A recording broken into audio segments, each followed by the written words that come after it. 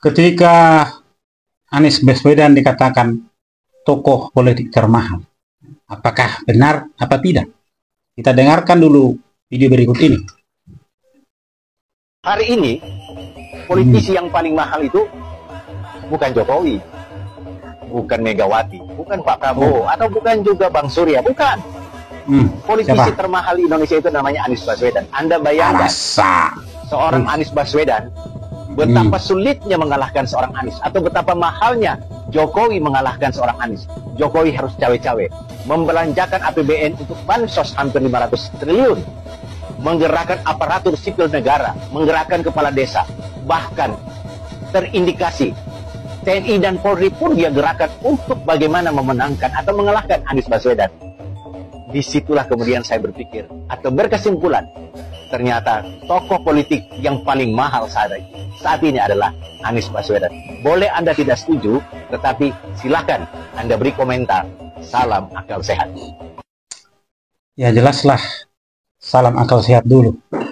Tapi masalah setuju, jelas saya tidak setuju. Ya, kalau Anies disebutkan tokoh politik termahal, satu hal yang paling pas menyangkal itu adalah PKS membuang Anies. PKS membuang Anies di Pilgub DKI. Dan kalau Anies juga tokoh politik termahal, masakan dari capres dia mau menjadi cagup lagi. Nah, mahalnya di mana? Bukankah itu murahan? Ya, seorang Anies yang dia bilang tadi tokoh politik termahal justru diprank oleh PDIP. Dia sudah pamit dengan orang tuanya, tapi ternyata tidak jadi dicalonkan. Ya, jadi beginikah perlakuan terhadap tokoh politik termahal? Jelas tidak. Tapi beginilah perlakuan terhadap orang ya yang tidak punya pendirian tetap. Yang penting ya dia dapat keuntungan. Tokoh politik termahal bukanlah gaya kutu loncat. Loncat sana, loncat sini, ya. Yang penting dia bisa naik. Kita boleh lihat gaya politiknya Anies Baswedan. Kalau tokoh politik termahal itu, dia mengatur sebenarnya. Dia mengikat. Ya. Tapi ini kebalikan. Dia dibuang, dia diprank, jadi capres, menjadi cagup. Mahalnya di mana? Gitu loh. Kalau bernarasi dengan bansos Jokowi yang mengeluarkan sampai 500 triliun, itu tidak nyambung. Masa pemerintahan Jokowi sudah mau berakhir waktu itu? Dan dana bansos itu harus cair. Dan jika memang dana bansos itu cair pada saat mau pilpres, ya memang bisa dikatakan kalau tidak sepakat, ya, kalau tidak sepakat akan dikatakan dana bansos itu dipakai untuk menjadi seperti dalam tanda petik dana kampanye. Ya, tapi kalau kita bisa juga melihat dari sisi yang lain, dana bansos itu dibagikan pada saat itu supaya masyarakat Indonesia, rakyat Indonesia semangat untuk mengikuti pemilu. Ya, sudah diberikan, ya, sudah diberikan ini dan itu, bantuan sosial ini dan itu. Ya setidaknya rakyat ini semangatlah untuk ikut pilpres ataupun pileg dan pilkada tentunya. Ya, jadi tidak ada persoalan dengan hal itu terkecuali Anda berseberangan politik dengan Jokowi. Nah, kemudian yang berkompetisi pada saat itu adalah Anies, Prabowo, dan Ganjar. Lah, kenapa justru yang diarahkan itu adalah kemenangan Jokowi? Tapi begitu kekalahan, bukan kekalahannya tim-tim sukses, tapi kekalahannya Anies, kekalahannya Ganjar, bukan kekalahan Megawati, bukan kekalahan daripada Surya Paloh, tapi kekalahan Anies. Tapi kalau kemenangan, kenapa tidak dibilang kemenangan Prabowo? Kenapa harus dibilang kemenangan Jokowi? Bukankah Jokowi tidak bisa lagi mencalonkan diri, cukup 2 periode?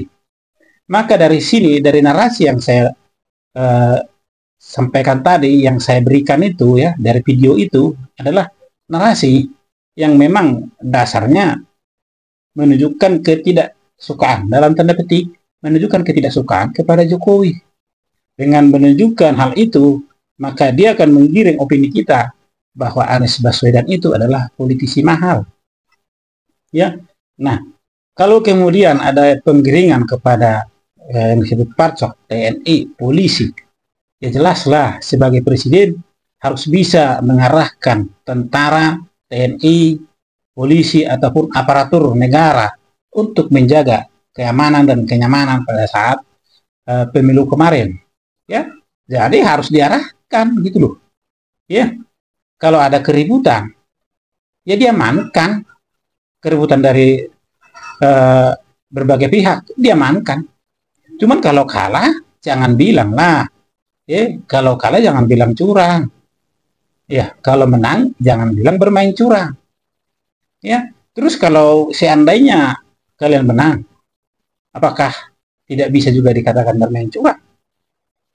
Nah, sekali lagi saya sampaikan, kalau narasi itu mengatakan bahwa Anies Baswedan adalah tokoh politik termahal, justru kebalikannya. Ya, kalau dia tokoh termahal sebagai menteri, kenapa dipecat? Sebagai menteri, kenapa dipecat? Sebagai dia mencalonkan gubernur DKI waktu itu, ya, rakyat Jakarta terbagi dua.